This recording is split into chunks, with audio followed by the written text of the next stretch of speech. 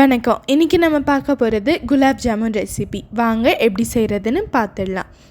1 cup readymade gulab jamun மாவு வாங்கிக்கலாம். இது விட 2 மடங்கு சர்க்கரை எடுத்துக்கலாம்.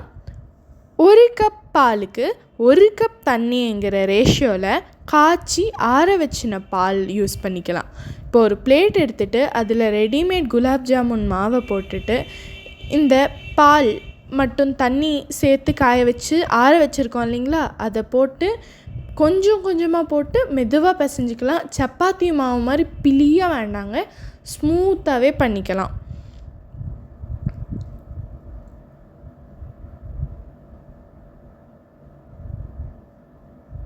எப்பப்போ தேவைப்படுதோ அப்பப்போ கொஞ்சோண்டு பால் சேர்த்து மிக்ஸ் பண்ணிக்கலாம். இப்போ நம்ம வீடியோவில் காட்டுற அளவுக்கு அது இருக்கணுங்க.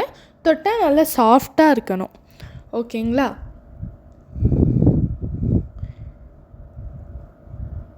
ரஃப்பாக இருக்கக்கூடாதுங்க, மறுபடியும் சொல்கிறேன், சாஃப்டாக இருக்கணும்.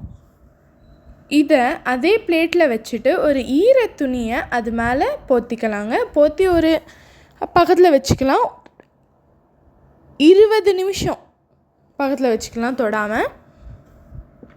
இப்போது இன்னொரு பாத்திரத்தில் 1 கப் சீனிக்கு 1 கப் விட கம்மியான அளவு தண்ணி ஊற்றி இதுக்கான சுகர் சிரப்பை பண்ணிக்கலாம். நம்ம நார்மல் ஸ்வீட் செய்கிற மாதிரி ஜவ்வு மாதிரியெல்லாம் வரக்கூடாதுங்க.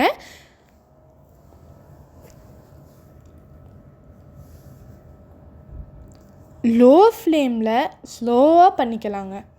அப்பப்போ மிக்ஸ் பண்ணிட்டு இருக்கலாங்க.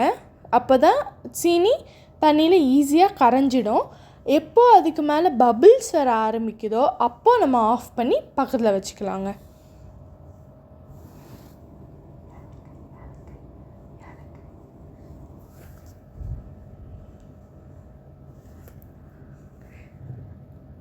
இப்போது நம்மளோட குலாப் ஜாமுன் மாவு பிசைஞ்சு வச்சுருக்கோம் இல்லைங்களா, அதை சின்ன சின்ன உருண்டைகளாக போட்டுக்கலாம். கையில் நெய்யை தேய்ச்சிக்கலாம்.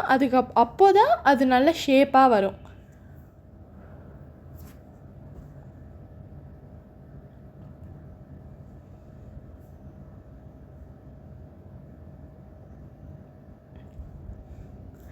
நம்ம முன்னாடி காய்ச்சினோம் இல்லைங்களா அந்த சர்க்கரை தண்ணி, அதில் நம்ம கொஞ்சோண்டு ஏலக்காவை போட்டுக்கலாம். ஏலக்காவை நசுக்கி போட வேண்டாம், அதுக்குள்ளே இருக்கிற நல்லா இடித்து போட்டுக்கலாங்க.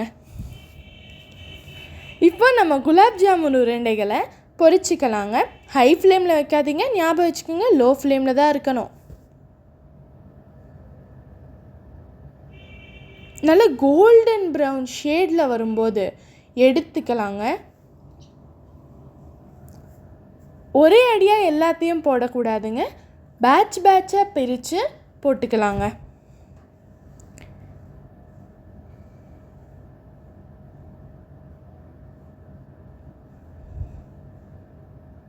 ஹை ஃப்ளேமில் வச்சோன்னா கருகிடும். அதை மைண்டில் வச்சுக்கிட்டு நம்ம சிம்மில் தான் வச்சுருக்கணுங்க.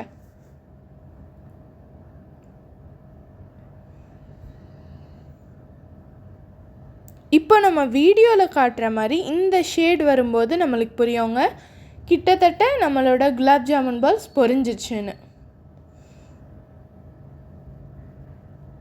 வீட்டில் எதாவது ஃபங்க்ஷன்னா எப்போவுமே கேசரி பொங்கல் தான் கிண்டணுமா என்ன, குலாப் ஜாமுன் ட்ரை பண்ணி பாருங்கள். நார்த் இந்தியன் ஸ்வீட், ஆனால் சூப்பராக இருக்கும். இப்போ இதை நம்ம எடுத்து அந்த ஆயில் எல்லாம் ட்ரெயின் ஆகிற மாதிரி பக்கத்தில் வச்சுக்கலாங்க.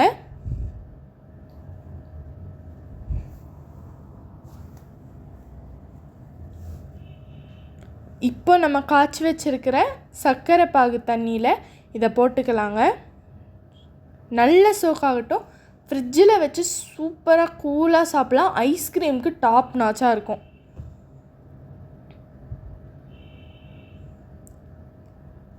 இதை பார்த்த உடனே டெம்ட் ஆகிடுங்க, இப்போவே சாப்பிட்டுடலான்னு. ஆனால் எவ்வளோ நேரம் ஊறுதோ அவ்வளோ சுவையாக இருக்கும். அட்லீஸ்ட் 2 மணி நேரமாவது ஊறணுங்க. கஷ்டம்தான், ஆனால் சூப்பரான டேஸ்ட்டுக்கு 2 மணி நேரம் சோக் பண்ணணும். அப்போ தான் அந்த சர்க்கரை தண்ணி உள்ளே இறங்கி நல்ல ஃப்ளேவர்ஃபுல்லான குலாப் ஜாமுன் சாப்பிட்லாம். நம்ம இப்போது சொன்ன மெத்தடை நீங்கள் அப்படியே ஃபாலோ பண்ணிங்கன்னா சொதப்பலே இல்லாமல் ஈஸியாக பண்ணி முடிச்சிடலாம். வீட்டில் குட்டீஸ்க்கு இது ரொம்ப ரொம்ப பிடிச்ச ஸ்வீட் ஆகிடும். வேணால் பாருங்கள், பர்த்டேஸ்க்கு, ஸ்பெஷல் அக்கேஷன்ஸ்க்கு ஒரு வாட்டி செஞ்சு பார்த்தீங்கன்னா மறுபடியும் செய்வீங்க. 2 மணி நேரம் ஊறினதுக்கப்புறம் கட் பண்ணோன்னா அப்படியே நல்லா சாஃப்டாக பஞ்சு மாதிரி இருக்குங்க. உள்ளே கட்டியாக இருக்காதுங்க. சேம் கன்சிஸ்டன்சியில் ஹோட்டலில் சாப்பிட்ற மாதிரி இல்லைனா வெளியில் வாங்குகிற மாதிரி தான் இருக்கும்.